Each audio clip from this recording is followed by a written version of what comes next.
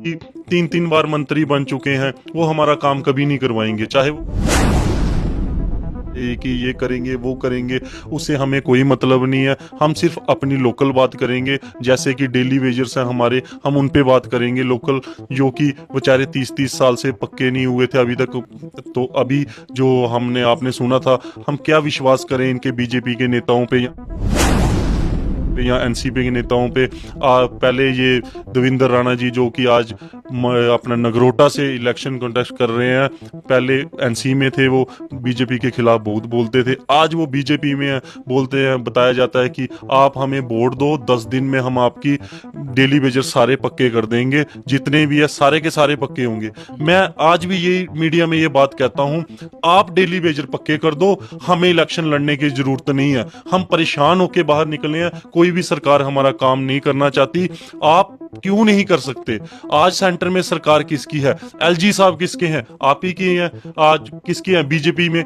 किसके हैं? ये एलजी किसका है? बीजेपी का। धारा 370 हटने के बाद जम्मू कश्मीर में 10 सालों के बाद एक बार फिर से विधानसभा के चुनावों का बिगुल बजा है। लेकिन सवाल ये उठता है कि जिस तरह का विकास धारा 370 हटने के बाद जम्मू कश्मीर में होना चाहिए था, खासकर जम्मू संभाग की मैं बात कर रहा हूं, क्योंकि कश्मीर की तो हर कोई बात करता है, लेकिन अगर वंचित रहता है तो वो जम्मू संभाग रहता ही रहता है, हमेशा से रहा है और अब भी रह रहा है। सवाल ये है कि धारा 370 हटने के बाद जो विकास की नदियां सरकार ने कहा था कि जम्मू में बहेंगी, जो विकास होना था, क्या वो विकास हो पाया है? क्या जम्मू के लोगों को इंसाफ मिल पाया है धारा 370 हटने के बाद? क्या जम्मू को मुख्य धारा में जोड़ा गया है या नहीं? इन्हीं सब चीजों के सवाल जो हैं वो मैं ढूंढने की कोशिश कर रहा हूं और निकला हूं। इस समय विधानसभाओं में विधानसभा के चुनाव चल रहे हैं और तमाम बड़ी पार्टियां इस समय मैदान में है, चाहे सत्ता पक्ष की हो विपक्ष की हो। हर कोई चाह रहा है इस बार कि जम्मू कश्मीर की गद्दी पे बैठना, जम्मू कश्मीर की गद्दी का किंग बनना। मेरे साथ इस समय जम्मू संभाग से उभरते हुए एक नेता है, युवा नेता है, ज्यादा उम्र नहीं है, मात्र 30 वर्ष इनकी उम्र है और आजाद उम्मीदवार हैं। मैं बैक दी कैमरा इनसे बात कर रहा था तो इन्होंने बताया कि इलेक्शन में खड़े होने का मकसद सिर्फ यही था कि जिस तरह से जम्मू को विकास धारा से वंचित रखा गया है, जम्मू को विकास धारा की मुख्य विकास धारा से नहीं जोड़ा जाता। वादा तो किया जाता है कि जम्मू में बहुत चेंज होगा, जम्मू के लोगों को विकास मिलेगा, उनके लिए रोजगार के साधन खुलेंगे। इसी सब पर इन्होंने मेरे से बातचीत करते हुए कहा कि नहीं, मुझे लगा कि मुझे भी अब उतरना चाहिए, क्योंकि जम्मू कश्मीर को जरूरत है युवा नेताओं की। आकाश जी, बहुत बहुत शुक्रिया मुझे टाइम देने के लिए। मैं समझ सकता हूँ बड़ा ही बिजी स्केड्यूल है आपका इस समय।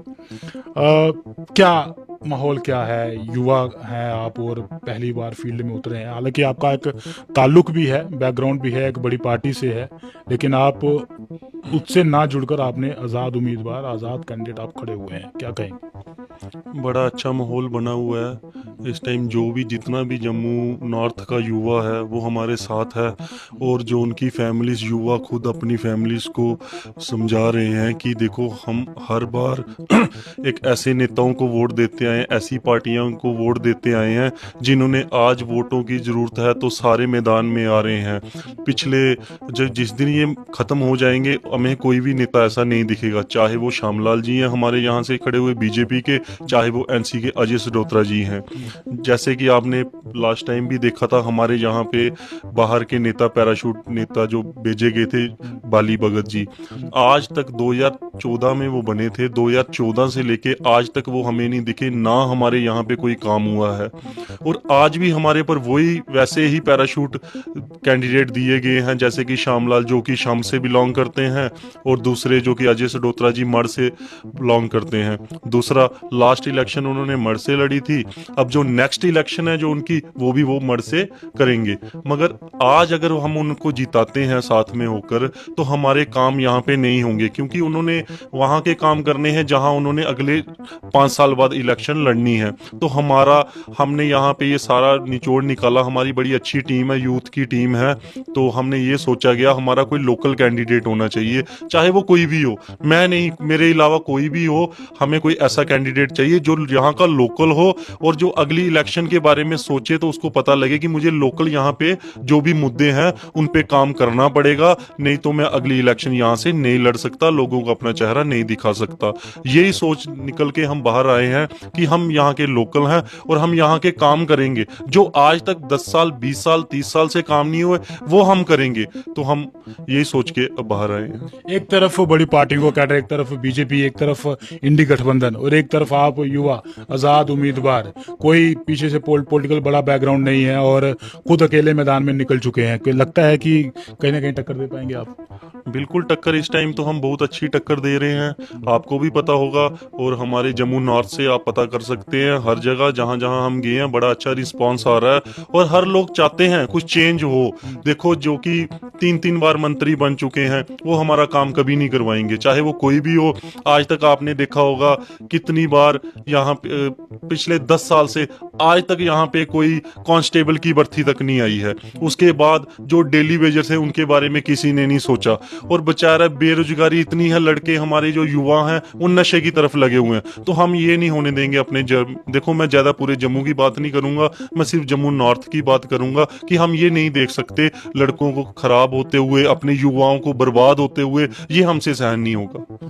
आपको लगता है कि जिस तरह से ये तमाम बड़ी पार्टियों को आप कह रहे हैं कि 10 सालों से काम नहीं हुए है, धारा 370 हटने के पहले और बाद में क्या अंतर लगता है आपको? जिस तरह से भारतीय जनता पार्टी ने दावा किया था कि जम्मू कश्मीर को धारा 370 हटने के बाद मुख्य धारा में शामिल किया गया है, जम्मू कश्मीर का विकास होगा, कश्मीर की नहीं, मैं जम्मू संभाग की बात को चाहूँगा, आप भी जम्मू के बारे में बताएं क्योंकि धरातल पर आप रहते हैं, क्षेत्र में आप घूमते हैं, आपको ज़्यादा पता है कितना विकास हुआ है और क्या माहौल है। देखो, मैंने पहले भी शायद ये बात की हुई है, ना तो हम पूरे जम्मू कश्मीर की बात करेंगे, ना तो हम पूरे जम्मू की बात करेंगे, हम सिर्फ इतनी बात करेंगे अपने जम्मू नॉर्थ की। जो हमारे लोकल मुद्दे हैं हम उन पे बात करें। हम क्यों बात करें स्टेट 370 टूट गई, उससे हमें क्या? हमने अपना परिवार देखना है पहले। जो अपना जम्मू नॉर्थ है हमारा, हम ज्यादा मुद्दों की बात कोई नहीं करेंगे, चाहे विकास हो नहीं हो, हमने पहले अपना परिवार देखना है जम्मू नॉर्थ का। जो हमारे यहाँ के लोकल मुद्दे हैं तो हमने वही आगे लाने हैं। तो एक तरफ तो भारतीय जनता पार्टी कह रहे हैं हम राष्ट्रवादी पार्टी हैं, दूसरी तरफ जो इंडी गठबंधन है वो अलगवाद और आतंकवाद को बढ़ावा देता है, तो वहां तो एक सत्ता और विपक्ष की आमने सामने की लड़ाई है। वहां आप अपने आप को कहां देख रहे हैं? जम्मू नॉर्थ की मैं बात करूं, आप अपने आप को कहां देख रहे हैं? हम देखो, हम सिंपल सा हम जम्मू नॉर्थ में ही अपने आप को देख रहे हैं।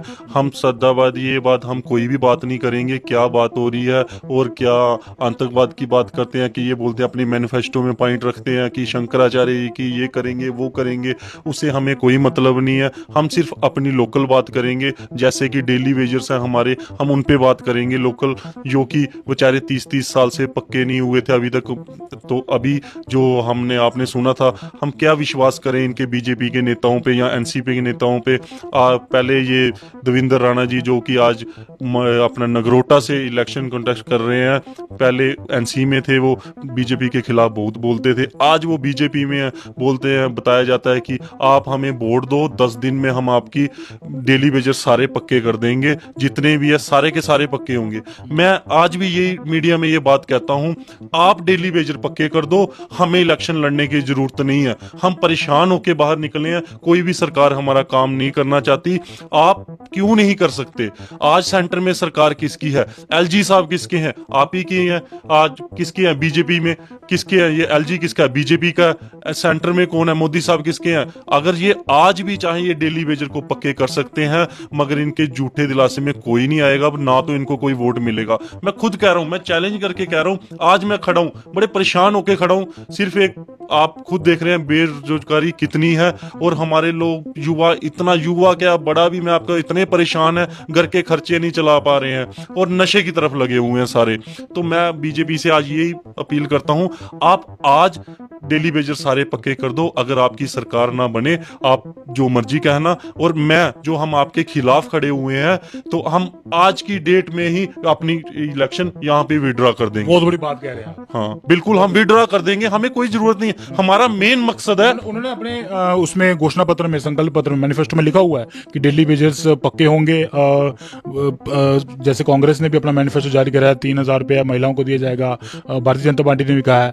आप आजाद उम्मीदवार के तौर पर खड़े हो, आपका भी तो कुछ संकल्प पत्र होगा, आप क्या करेंगे? मैं जम्मू कश्मीर की बात नहीं कर रहा ना, जम्मू की, आप अपनी विधानसभा के लिए क्या करेंगे? सर मैंने ये भी बताया, देखो तीन जो हमारे डेली वेजर्स की इन्होंने बात कही थी कि वो डेली वेजर पक्के करेंगे, मगर हम 300 ये अपना क्या नाम है जम्मू नॉर्थ डेली वेजरों के लिए लड़ेंगे, मेरे मैनिफेस्टो में पॉइंट है, लड़ेंगे। और हम